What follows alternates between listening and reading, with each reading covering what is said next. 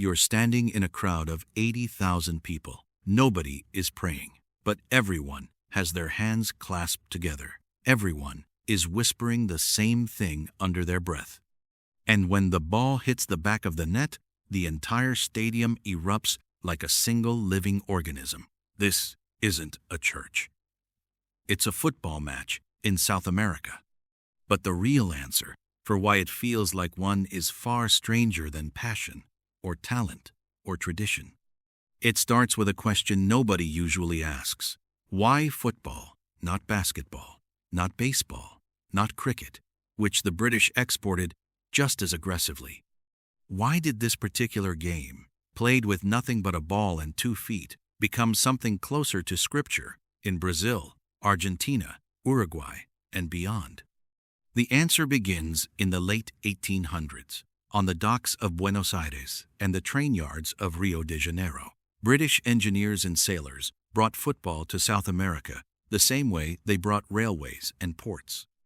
It was meant to stay a British game, played in private clubs, for the sons of the elite, tidy, exclusive, controlled.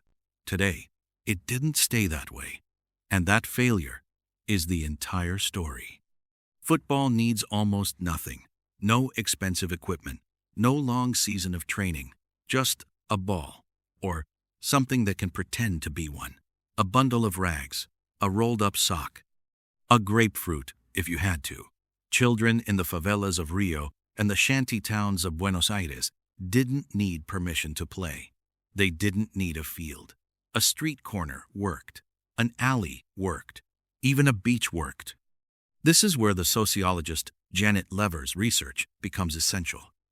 Lever spent years studying football in Brazil, and she found something the British clubs never anticipated. The sport's simplicity made it impossible to keep as a symbol of class.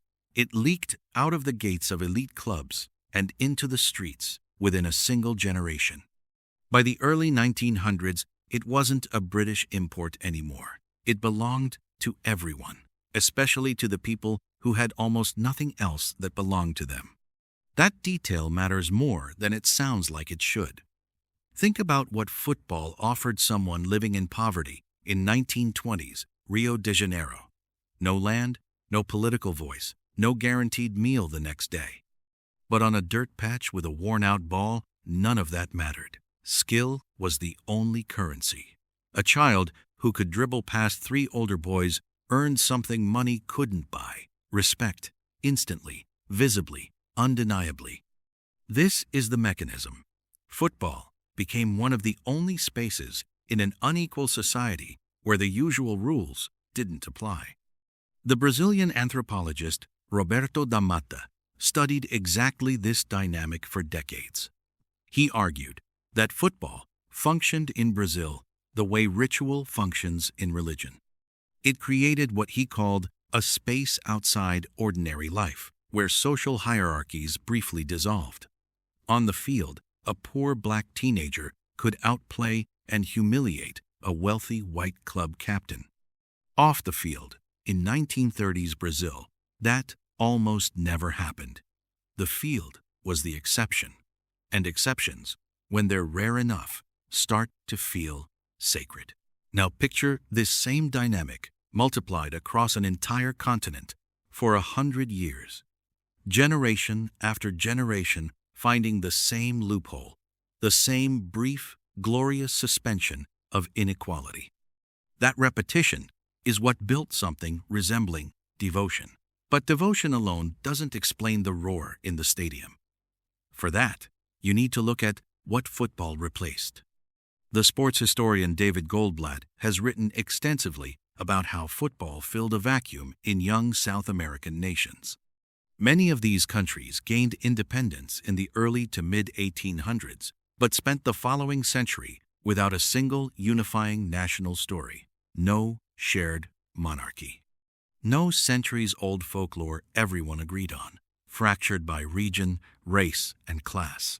What they needed was something that could make millions of strangers feel like one people for 90 minutes at a time. Football did that almost by accident. A national team became the only thing a coastal fisherman in Uruguay and a mountain farmer in the same country could both feel, at the same moment, with the same intensity. When Uruguay won the very first World Cup in 1930, it wasn't just a sports trophy. It was proof, to a tiny country of fewer than 2 million people, that they could beat the world at something. That feeling doesn't fade. It compounds. Here's where it gets stranger. Your brain doesn't actually distinguish clearly between tribal survival and tribal pride. For most of human history, belonging to a group wasn't optional. It was the difference between eating and starving, between protection and exposure.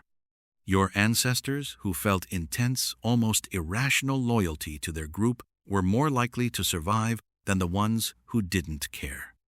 That circuitry never disappeared. It just needed a new outlet. Football gave South America an outlet sized perfectly for that ancient wiring. A jersey color, a crest, a chant repeated by 80,000 throats at once.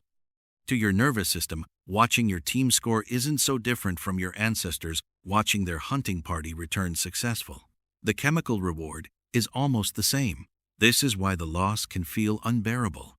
When Brazil suffered the Maracanazo in 1950, losing the World Cup final on home soil in front of nearly 200,000 people, the country didn't just lose a game. Goldblatt has described it as a wound that shaped Brazilian identity for decades afterward. People wept in the streets. Some accounts describe heart attacks in the stadium itself. That isn't an overreaction. To a brain still partly running on ancient software, the collective group had just failed, publicly, in front of the world. So, when you watch a match in Buenos Aires or Sao Paulo today, you're not just watching 22 people chase a ball. You're watching the descendants of a 100-year-old workaround. A sport that escaped its exclusive origins because it required nothing but bare feet and a stretch of dirt. A space where inequality briefly stopped mattering. A replacement for a national story that never quite existed.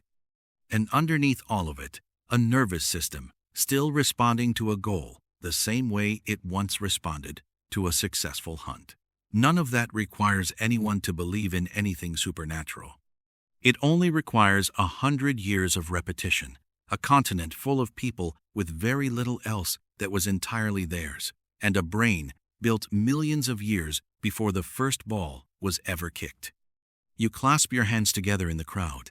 You whisper under your breath. And when the net ripples, you feel something ancient light up inside you, dressed in the colors of a team that didn't exist 2 centuries ago. It isn't a religion. But your brain has never quite learned the difference.